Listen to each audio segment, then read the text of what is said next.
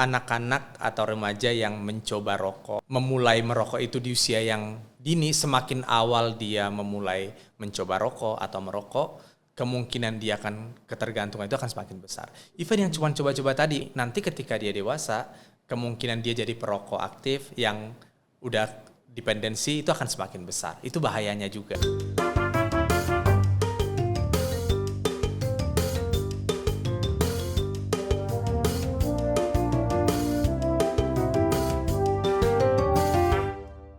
Hai sahabat RSUI, balik lagi di segmen RSUI Talk Podcast, edukatif, inspiratif, dan informatif. Kali ini bersama saya Faisal akan membahas tentang isu yang lagi hype banget di kalangan remaja. Dan saya juga gak sendiri, saya ditemani oleh Dr. Jubilate Edward Irwanto Tambun, SPKJ, dokter spesialis kedokteran jiwa yang biasa disapa Dr. Iru. Halo Dr. Iru. Halo Mas Faisal. Gimana kabarnya dok? Baik. Sehat. Alhamdulillah sehat. Gimana Mas Faisal, kabarnya sehat? Sama dok, saya juga sehat. Alhamdulillah. Gini udah lama kita nggak ketemu ya dok. Biasa lari bareng. Iya, udah lama ya. Saya juga udah lama nggak lari. Iya. Dok, sekarang aku mumpung ketemu ini kita mau tanya. Sekarang tuh ada yang fenomena-fenomena yang kalau kita di jalan suka ngelewat banyak anak-anak yang udah berani megang vape, bahkan rokok itu dok, dan bisa dibilang itu di bawah umur ya dok ya. Nah itu sebenarnya kenapa sih dok itu bisa kejadian kayak gitu? Apakah ada dari faktor internal kah atau dari eksternal, dan gimana sih dok cara supaya yang udah mengalaminya itu tuh kita bisa mengatasi hal tersebut gitu sih dok? Mungkin keluarga kita bisa ngasih tahu kan, jangan ini bahaya atau apa gitu, apakah? Jadi ini memang jadi menarik ya Mas Faisal. Nanti kita mungkin akan membahas ini lebih panjang. Yang menarik adalah tadi fenomena tadi ya, bahwa kita melihat sekarang ini anak-anak atau remaja jadinya membawa-bawa rokok atau yang bentuk rokok yang lain gitu, yang sekarang tuh e-sigaret sebenarnya, atau elektronik sigaret ya, rokok elektronik. Jadinya itu nggak membuat orang kayak merasa malu atau merasa sungkan lagi gitu ya. Malah mungkin buat beberapa remaja itu kelihatan seperti keren aja gitu gede, ya. Betul gitu. Kalau saya dulu waktu kecil tuh masih rokok itu masih sesuatu yang tabu. Konotasinya buruk. Kalau di sekolah tuh dulu masih suka ada razia rokok gitu ya. Terus orang tua jangan sampai tahu anaknya merokok. Saya nggak tahu kalau sekarang, tapi kayaknya saya memang memperhatikan juga bahwa di masa-masa sekarang ini remaja itu udah nggak begitu takut ya gitu. Kayaknya kalau orang ngelihat dia bawa-bawa rokok, terutama tadi yang bentuknya vape gitu ya, vape itu kayaknya malah beberapa merasa keren gitu ya. Padahal sebenarnya kita sepakat bahwa itu adalah bentuk lain dari merokok, dan kita tahu bersama bahwa merokok itu sebenarnya berbahaya ya bagi kesehatan kita, apalagi pada anak remaja nih. Betul benar. Nah itu yang dimaksud dengan itu, apakah mereka udah kecanduan kah atau hal yang lain gitu dok? Yang dimaksud sebenarnya adiksi itu yang terhadap vape sama rokok itu apa sih dok? Iya, kalau kita bicara tentang adiksi kan ketika seseorang sudah tidak bisa lagi mengontrol perilaku merokoknya, dia udah ada yang namanya ketergantungan tuh, dependensi. Dari mana kita tahu dia udah dependensi gitu ya? Ketika dia merokok, dia lama-kelamaan intensitas merokoknya akan bertambah. Jadi jumlah rokok yang dikonsumsi, terus waktu-waktu dia untuk merokok lebih sering. Kemudian juga kalau dia tidak merokok mulai ada efek cemas cravingnya ya, efek craving. Terus juga bahkan kalau dia nggak merokok misalnya dalam jangka waktu tertentu, ada efek putus perokoknya. Jadi kalau udah ada seperti itu, kemungkinan dia udah merokok. Dan tadi kalau balik lagi ke topik kita di awal, ternyata anak-anak atau remaja yang mencoba rokok atau memulai merokok itu di usia yang dini, semakin awal dia memulai mencoba rokok atau merokok, kemungkinan dia akan ketergantungan itu akan semakin besar. Even yang cuma coba-coba tadi, mungkin cuma ikutan tren aja, ikut-ikutan teman, dia mencoba merokok di usia yang dini, nanti ketika dia dewasa, kemungkinan dia jadi perokok aktif yang udah dependensi itu akan semakin besar. Itu bahayanya juga gitu. Dan begitu dia sudah mengalami yang namanya adiksi rokok atau nikotin dependensi, untuk berhenti kan susah banget. Ya. Kita tahu bahwa semua yang namanya sudah kecanduan itu susah banget berhentinya gitu kan. Dan ketika dia susah berhenti, efek negatif dari rokoknya akan berjalan terus. Bukan hanya kepada orang yang merokok, tapi juga untuk orang-orang di sekitarnya, keluarga, nanti pasangan, anak-anak. Kita mungkin pernah dengar juga tuh ada second hand smoking, terus ada third hand gitu kan ya. Jadi luas dampaknya itu jadi sedemikian besar. Nah, Dok, dari yang fenomena-fenomena yang tadi yang kita sebutin nih, mungkin saya juga dan mungkin sahabat-sahabat RSUI juga penasaran nih, Dok.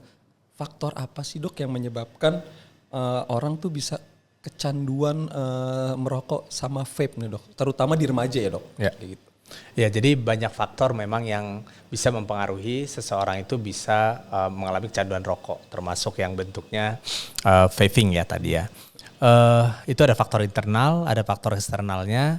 Mungkin kalau faktor internal dari si pasien itu sendiri, kita bisa lihat dari biologisnya, mungkin ada faktor genetiknya misalnya gitu ya, bahwa seseorang itu punya gen yang diturunkan yang memang membuat dia kecenderungan untuk jadi perokok itu lebih tinggi gitu. Kemudian selain itu juga kadang-kadang ada faktor psikologis dari orang itu. Misalnya beberapa anak atau remaja mengalami masalah-masalah psikologis seperti kecemasan, depresi, atau hal-hal lain sehingga kemudian dia sebenarnya merokok itu adalah salah satu cara untuk membantu dirinya. Kita sering sebut istilahnya self medication gitu ya. Jadi dia pengen gimana cara saya bisa mengurangi kecemasan saya, dan mungkin terpengaruh juga dari faktor eksternal. Misalnya teman-teman bilang, oh udah merokok aja enak kok, tenang, bisa jadi relax, santai gitu kan ya. Jadi akhirnya seseorang akhirnya memutuskan untuk merokok. Terus kemudian dikatakan juga dari faktor perkembangannya, anak atau remaja yang misalnya mengalami kekerasan misalnya pada saat anak-anak, tentu itu kan mempengaruhi psikis atau psikolog, betul, trauma. Jadi bisa kekerasan yang bentuknya fisik, kekerasan bentuknya verbal, ataupun bahkan seksual. Itu bisa membuat dikatakan tuh seorang anak juga bisa terpengaruh, menjadi faktor risiko dia lebih besar kemungkinan dia untuk jadi perokok. Kemudian tingkat pendidikan yang rendah juga dikatakan mempengaruhi juga memang untuk seseorang lebih besar kemungkinan untuk merokok. Kalau pada anak remaja bisa dilihat juga tuh pada anak-anak yang prestasi sekolahnya lebih rendah atau lebih jelek, dikatakan juga bisa lebih tinggi, ada penelitiannya dibandingkan anak-anak berprestasi dengan anak-anak yang kurang berprestasi. Dikatakan perokoknya itu lebih tinggi pada anak-anak yang prestasinya yang kurang bagus di sekolah. Ini ada penelitiannya, Dok ya. Jadi nggak asal. Jadi kita nggak statement bahwa anak yang mendidikannya itu ngerokok karena berdasarkan asumsi, tapi memang ada fakta datanya, ada penelitiannya juga ya. Betul. Namun memang kalau kita melihat seperti itu, faktor resiko kan itu kadang-kadang nggak lepas sendiri-sendiri kan. Gitu, itu bisa saling terkait juga gitu. Kemudian selain itu ya kita tahu lah gitu gimana faktor keluarga ya. Dikatakan dari penelitian juga bahwa anak atau remaja yang berasal dari keluarga yang anggota keluarganya ada yang merokok, terutama keluarga intinya, itu juga kemungkinan dia jadi perokok lebih tinggi. Terus peer group ya, misalnya dia pertemanan ya, lingkungan apa istilahnya tuh? Circlean gitu ya. Jadi pengaruh teman sebaya lah gitu ya. Misalnya kayak tadi apalagi kita ngomongin vape itu pasti tinggi banget gitu kan. Dia keren juga ya gitu. Gue pengen keren juga gitu kayak teman-teman gue gitu. Jadi sehingga akhirnya dia jadi perokok. Kemudian selain tadi peers juga itu pengawasan orang tua sama tadi persepsi tadi itu. Jadi persepsi bagaimana orang tua pandangannya terhadap rokok seperti apa? Terhadap rokok atau terhadap vape seperti apa?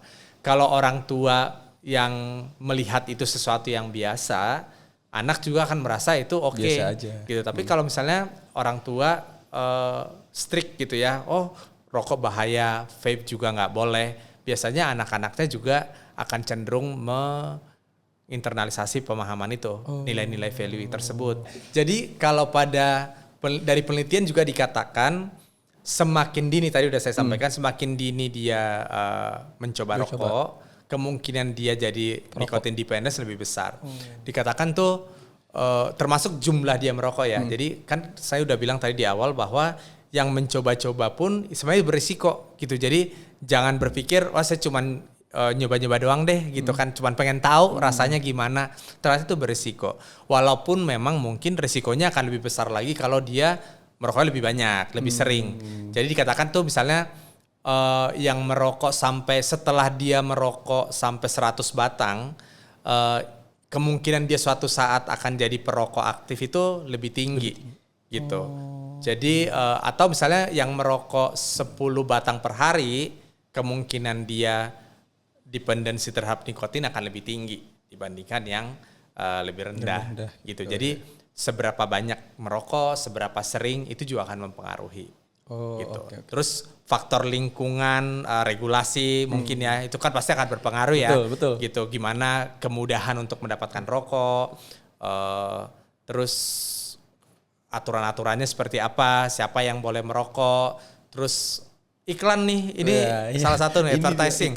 Jadi advertising itu juga ternyata sangat mempengaruhi dari zaman dulu sih sebenarnya gitu ya. Kan kalau dulu saya ingat tuh waktu saya kecil, iklan rokok itu nggak ada yang nggak bagus. Gitu. Kita udah kalau kita lihat iklan di TV, ngerokok tuh bagus jantan. banget. Nggak, jadi kadang-kadang nggak langsung rokoknya yang ditunjukin gitu kan. Nunjukin misalnya laki-laki keren, naik kuda gitu ya. Pokoknya pasti yang ditunjuk itu keren dulu. Pokoknya kalau dulu saya suka nonton tuh sama kakak atau orang tua saya, kalau ada apalagi malam-malam iklannya bagus gitu, kita belum pernah lihat nih, kayak kita udah mulai curiga nih pasti iklan rokok nih lama-lama. Iya kan benar ya? Betul, di akhir, betul. Jadi memang sebegitu hebatnya gitu iklan rokok itu bisa mengemas sedemikian rupa supaya rokok itu jadi sesuatu hal yang keren, yang menarik gitu.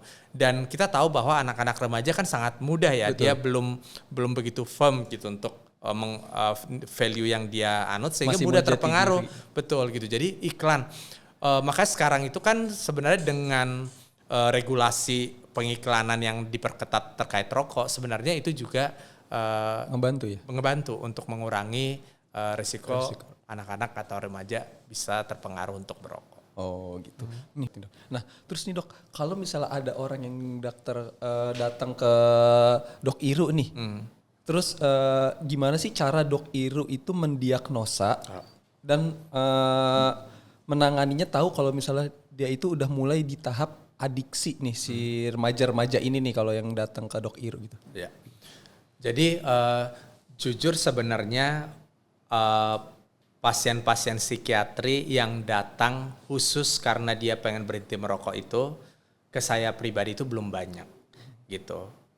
Artinya apa? Paling anak-anak remaja. Artinya apa? Orang lain yang merokok itu mungkin belum merasa dia butuh pertolongan gitu ya. Jadi dia merasa merokok itu masih oke, atau dia belum siap untuk berobat berhenti merokok. Namun memang saya pernah tuh beberapa ada sih, saya juga pernah ikut penelitian berhenti merokok, dan memang ada beberapa orang yang memang biasanya dia akan berhenti merokok, jadi sadar bahwa saya butuh berhenti nih setelah dia sakit biasanya. Jadi biasanya tuh datang karena dikonsul dari dokter paru. Terus dokter paru dia TBC misalnya gitu kan, dia mau nggak mau harus berhenti merokok, tapi dia udah nggak bisa karena udah ketergantungannya tinggi. Akhirnya dia datang berobat, minta dibantu. Atau misalnya laki-laki terus menikah, terus dapat istri yang anti rokok gitu ya, gitu. Biasanya itu jadi ini kan ya. Dan memang bukan hanya sekedar dia pengen nurut istrinya, tapi ada alasan yang jelas bahwa merokok itu bisa membahayakan kesehatan, sehingga dia juga mulai akhirnya menyadari bahwa dia perlu berhenti merokok. Atau punya pasangan sih masih oke, tapi begitu istrinya hamil atau punya anak bayi, seorang laki-laki biasanya atau seorang perempuan, dia mulai merasa penting banget saya harus berhenti merokok. Baru dia datang. Jadi yang saya mau sampaikan adalah bahwa sebagai psikiater sebenarnya bukan di kita nih ininya, kalau kita, apalagi anak-anak remaja ya, kalau kita bicara tentang anak remaja, itu bukan di psikiater kunci utamanya menurut saya. Kalau kita mau mengenali masalah rokok, mungkin harus dari lini yang paling ini ya, paling awal gitu. Misalnya kalau di luar negeri saya baca tuh, saya nggak tahu kalau mungkin di beberapa center di kita juga barangkali udah mulai juga, itu bahkan dari primary ini layanan primer. Tuh, jadi udah mulai di screening.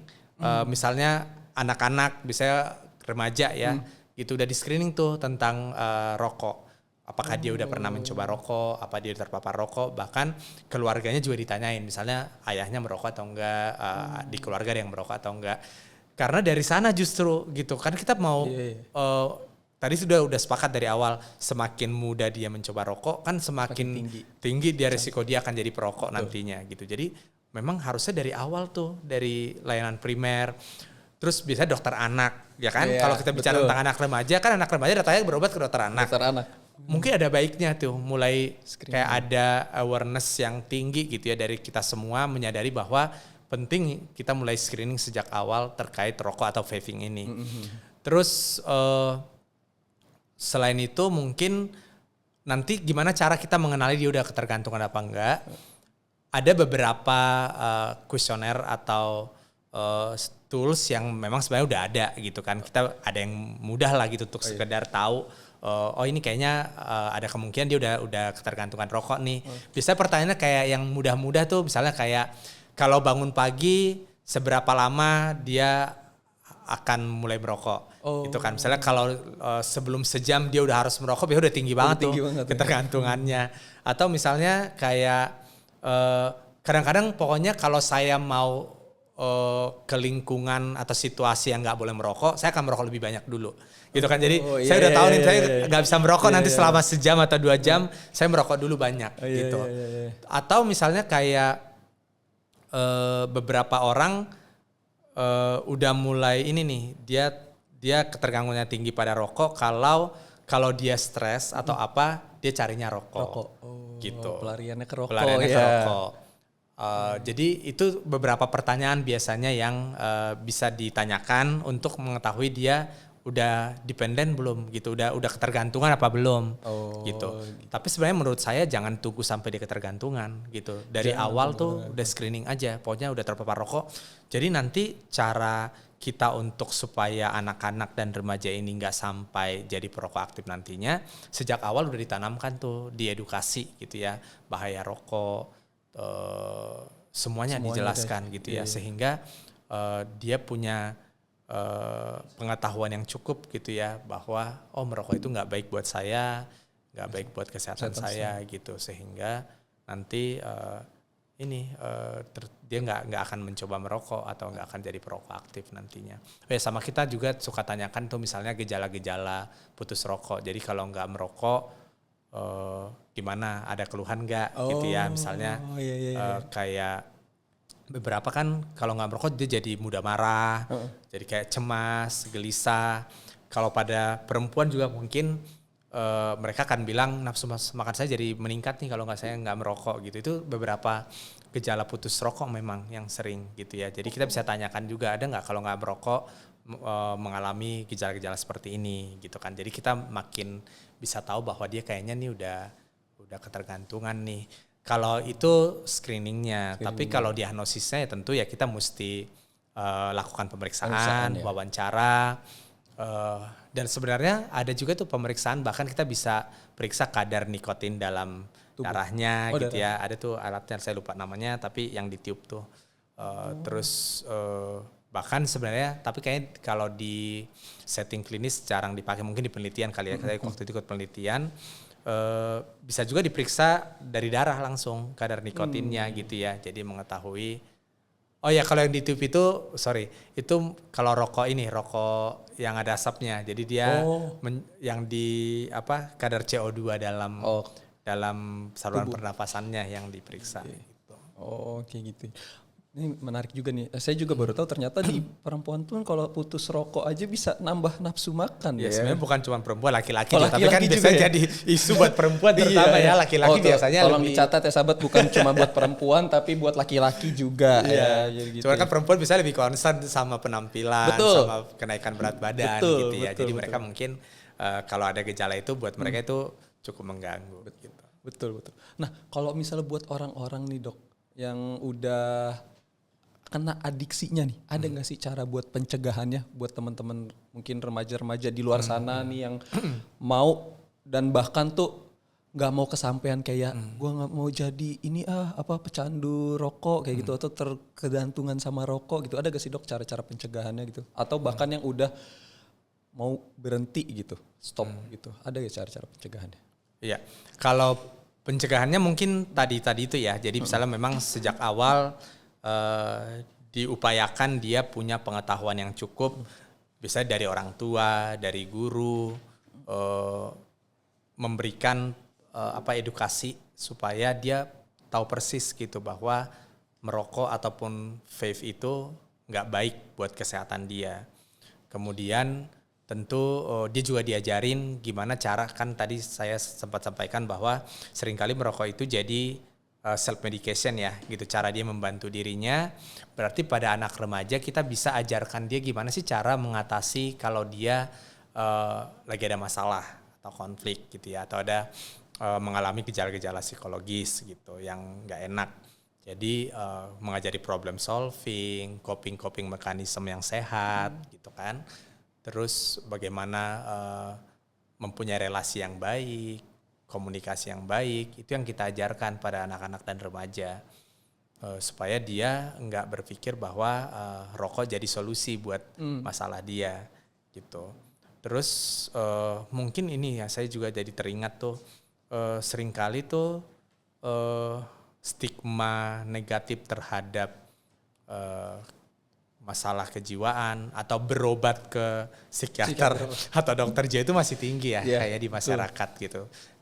Banyak tuh pasien-pasien saya kalau anak remaja biasanya dia merasa dia butuh pertolongan, kemudian biasa datangnya nanti setelah lama tuh. Jadi pasien saya bilang, dari SD sebenarnya saya udah pernah bilang tuh ke orang tua saya pengen berobat ke psikiater karena saya udah merasa bisa gejala-gejala depresi atau bahkan kadang-kadang udah ada pikiran-pikiran yang melukai diri atau ingin mengakhiri hidup gitu ya.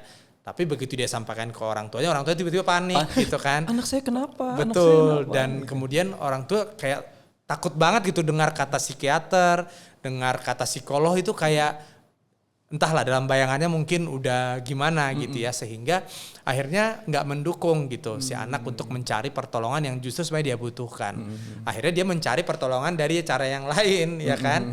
Mungkin dia bisa bertanya ke temannya atau dia juga mulai jadi ngide gitu kan, mungkin merokok bisa kali bantu ya. Betul. Karena kayaknya orang yang merokok saya lihat kayaknya enak hidupnya gitu, kayaknya santai gitu kan, kayaknya hidup jadi enak. Bukan cuma rokok, kan narkoba atau hal-hal lain juga bisa sebenarnya jadi ini. Jadi mungkin saya juga mau menyampaikan dalam podcast ini kepada orang tua atau kepada guru-guru gitu ya, supaya kita jadi punya suatu pandangan yang lebih baik terhadap pengobatan kejiwaan gitu. Jadi kalau misalnya memang kita melihat bahwa anak-anak atau remaja tersebut memang membutuhkan bantuan profesional, ya tidak apa-apa gitu. Justru itu akan membuat dia jadi baik kan gitu. Jadi sehat lagi, fungsinya jadi bagus dan dia tidak makin memburuk atau malah jadi kayak tadi lari ke hal-hal yang justru negatif gitu.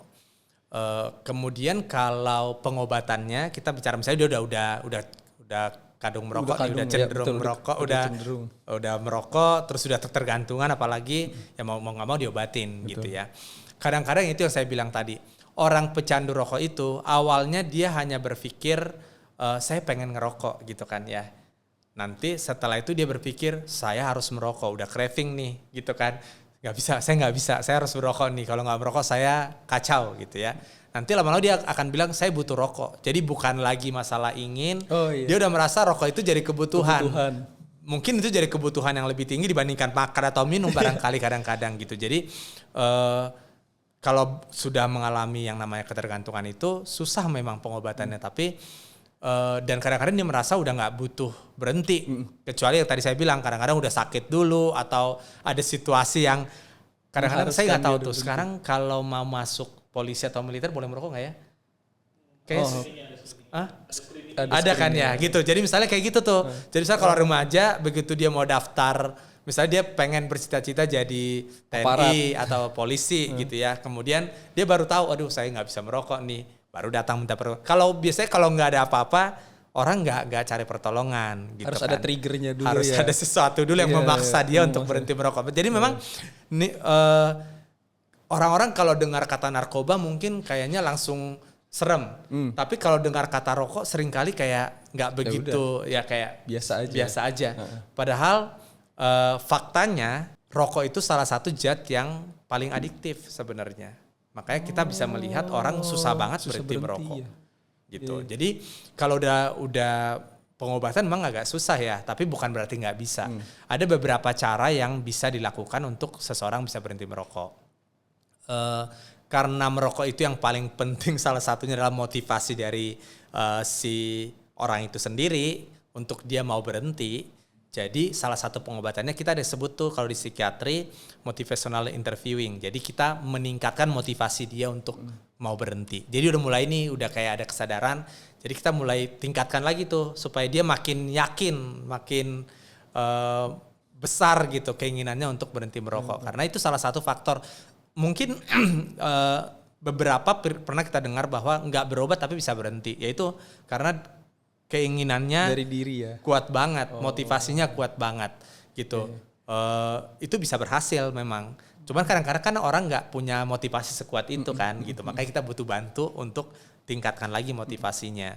Kemudian ada beberapa selain itu mungkin obat-obatan, ada beberapa pilihan obat juga. Mungkin pernah dengar gitu ya kayak nicotine replacement therapy. Itu biasanya terutama pada orang-orang yang kecanduan nikotinnya emang tinggi. Tapi balik lagi kalau menurut saya yang paling penting adalah tadi tuh meningkatkan motivasinya seperti apa. Karena kadang-kadang mau kita kasih obat apapun kalau dia masih belum mau, ya susah gitu. Terus itu kan di pengobatan, tapi faktor lingkungannya sendiri juga yang mungkin juga paling berpengaruh. Kayak tadi saya bilang ada tuh pasien saya, istrinya tuh yang paling ini, jadi termasuk mendukung pengobatannya. Jadi kayak istri yang ngingetin support gitu. Jadi istri ngingetin, oh ya kamu minum obat ini, terus kayak ayolah berhenti merokok, tapi tentu dengan cara-cara yang suportif ya gitu. Betul. Jadi bukan menambah stres dia, nanti tambah stres tambah merokok dia lagi gitu kan. Jadi memang keluarga perannya sangat besar. Kalau untuk anak-anak mungkin orang tua ya berarti yang paling bagaimana dia pengawasannya, bagaimana dia bisa menjalin komunikasi ke anak supaya anak juga mau dengerin dia, ya kan? Betul. Gitu. Gimana orang tua mau jadi teman ke anaknya gitu ya, mau terbuka. Karena kalau misalnya apalagi remaja gitu kan, kalau orang tua komunikasi nggak bagus sama anak, ya mana mau gitu kan, anaknya nggak akan dengerin. Keluyuran mulu pasti. Betul gitu. Jadi mau orang tua bilang jangan merokok, ya dia tetap merokok. Jadi tetap bukan hanya terkait rokoknya, tapi juga hal-hal yang di luar itu juga perlu diperbaiki. Tadi komunikasi, tadi kan udah bicara juga bagaimana anak yang mengalami kekerasan dalam keluarga, bukan cuma anak mengalami kekerasan, saya lupa. Bahkan misalnya orang tua yang suka berantem, orang tua yang suka melakukan KDRT gitu ya, antara suami ke istri atau sebaliknya, itu juga anak-anak kan jadi stres ya. Kebayang nggak sih berada di keluarga kayak gitu, anaknya jadi stres. Terus dia gimana cara menolong dirinya gitu kan di situasi-situasi yang gak enak seperti itu. Kadang-kadang salah satu yang dia lakukan adalah dengan merokok. Seru banget sih Dok obrolan kita nih, penuh dengan insightful yang kita tahu yang gini. Sama terutama tadi kan tuh yang dari anaknya udah minta mau pengen ke butuh pertolongan, butuh ke profesional, tapi kayaknya orang tua tuh masih nganggap itu sebuah aib. Nah itu padahal itu kan bukan ya Dok ya, maksudnya udah kesadaran dari awal gitu, maksudnya si anak udah mau anak yang minta gitu, harusnya orang tua tuh mensupport dengan menemani kayak gitu ya, jadi mendukung ya. Jadi bukan sebuah aib kan harusnya orang menganggap. Justru kan dari situ sebenarnya kita bisa jadi cari akar masalahnya di mana gitu ya. Kadang-kadang kan seorang anak merasa butuh pertolongan itu bisa macam-macam, nggak selalu loh. Kadang-kadang orang tua kan menganggap itu aib. Kadang-kadang ada juga orang tua yang berpikir bahwa takut disalahkan gitu, kayak kalau anak saya bermasalah mentalnya berarti itu salah saya gitu kan. Kadang-kadang orang tua gitu kan, dan dia nggak mau ya betul, dan dia nggak mau kayak nggak mau disalahin. kayak mau denial aja gitu, kayak merasa semuanya baik-baik aja, nggak ada masalah gitu kan. Padahal sebenarnya kalau anak atau remaja mengalami masalah terkait mental atau kejiwaannya, belum tentu salah orang tua juga. Betul. Kan banyak faktor.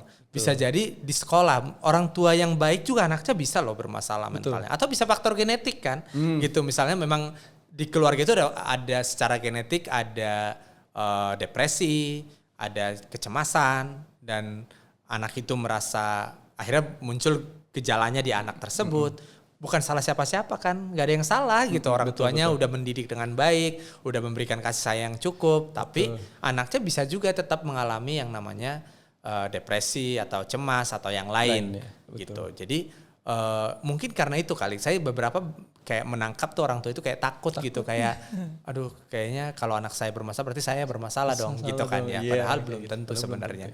Dan penyakit mental atau kejiwaan itu sama seperti penyakit fisik yang lain gitu kan ya, bahwa dia memang ada penyebab-penyebabnya yang perlu kita tangani, kita obatin gitu, dan dengan pengobatan nanti ini bisa membaik gitu. Jadi nggak usah takut juga. Kayak kadang-kadang tuh di masyarakat berpikir kalau udah namanya berobat ke psikiater gitu ya, kayak itu udah kayak vonis seumur hidup gitu nggak sih? Iya, betul. Kayak orang betul, berpikir jadi stigma jelek. Stigmanya memang masih tinggi gitu. Jadi kayak udah kayak divonis aja gitu, dia bersakit jiwa gitu ya, stres gitu, sehingga akhirnya orang takut banget gitu dengar kata psikiater atau dengar sakit kejiwaan tuh jadi takut. Padahal macamnya juga banyak banget kan gitu. Gangguan kejiwaan itu atau gangguan mental itu luas banget juga gitu. Mulai dari kayak tadi gangguan yang semua orang juga pernah gitu, kayak depresi, cemas. Siapa sih nggak pernah depresi? Mungkin nggak semua sih, tapi mungkin tinggi banget sebenarnya orang yang pernah depresi dengan tekanan hidup yang besar gitu kan. Dulu pas COVID tuh banyak PHK, banyak orang semua ketakutan gitu ya, takut kemana-mana, banyak orang meninggal. Jadi sebenarnya itu bukan sesuatu hal yang gimana banget gitu, yang nggak yang extraordinary banget harusnya gitu. Dokter juga bisa mengalami masalah kejiwaan, pengusaha, berpendidikan tinggi, semuanya bisa kena gitu. Jadi penting juga memang masyarakat kita mengetahui bahwa nggak apa-apa kok kalau seseorang itu mengalami yang namanya masalah emosional atau masalah mental, kejiwaan, dan itu bisa dibantu gitu dengan berbagai terapi yang ada gitu. Dan pengobatan itu nggak selalu bentuknya obat. Jadi kalau dia ke psikiater, kadang-kadang itu juga yang ditakutkan gitu kan, takut tergantungan obat karena gitu yang paling sering gitu. Jadi nggak selalu pakai obat gitu, kadang-kadang bisa juga terapi psikoterapi, CBT atau macam-macam gitu yang bisa kita lakukan untuk membantu. Tentunya tergantung kondisi dari si pasiennya, tergantung kebutuhannya, dan karena kita dokter kan kita ilmiah ya gitu, kita juga memberikan pengobatan berdasarkan evidence base yang udah ada gitu. Jadi udah ada penelitiannya, udah ada basicnya gitu, udah ada dasarnya gitu. Jadi bukan sembarangan aja. Gitu. Seru banget sih Dokter Iru, ilmu-ilmunya sharing-sharingnya kita ini. Jadi intinya semua tuh bisa disembuhkan dengan dari diri sendiri dulu ya Dok. Ya benar, dari diri sendiri, dan tentunya bantuan lingkungan sekitar juga, dan terutama buat orang tua jangan anggap kalau ke psikiatri itu aib ya Dok ya. Pokoknya tuh kalau anak udah minta mau ditolong gitu, kalau bisa udah langsung didampingi aja ya Dok ya. Gitu. Dibawa aja kan, nanti toh kalau misalnya ternyata dia nggak membutuhkan pengobatan jangka panjang, ya kan akan ketahuan gitu. Misalnya jangan-jangan sebenarnya kayak tadi, yang dia butuhkan bukan psikiater, yang dia butuhkan adalah orang tua yang lebih care misalnya. Kan jadi ketahuan gitu. Tapi kalau itu nggak pernah dibawa, kayak cuman dianggap nggak ada, ternyata ada gitu kan ya. Masalahnya ada, tapi kadang-kadang kayak dianggap orang tua kayak merasa udahlah anggap aja nggak ada gitu kan. Denial gitu kan, akhirnya malah jadi masalah yang lebih besar gitu. Jadi nggak apa-apa gitu, kayak tadi benar tuh, dari diri sendiri, dari faktor lingkungan, dan kalau memang butuh bantuan profesional ya nggak usah takut ya. gitu. Benar, jangan sungkan datang ke profesional buat konsultasiin langsung gitu. Dok, Gak berasa nih dok, udah panjang banget obrolan kita. Ternyata lo seseru itu dok. Udah gak bosan ya iya, yang dengerin. Bener-bener iya. Ternyata seluas itu ya karena adiksi itu loh. Terima kasih banyak buat Dokter Irun udah menyempatkan waktunya. Buat sahabat RSUI jangan lupa like, komen, dan share ke teman-temannya ya ilmu yang bermanfaat. Dan jangan lupa subscribe. Barangkali biar gak ketinggalan informasi selanjutnya. Sampai jumpa, saya Faisal. Saya Dokter Iru. Sampai jumpa. Sampai jumpa.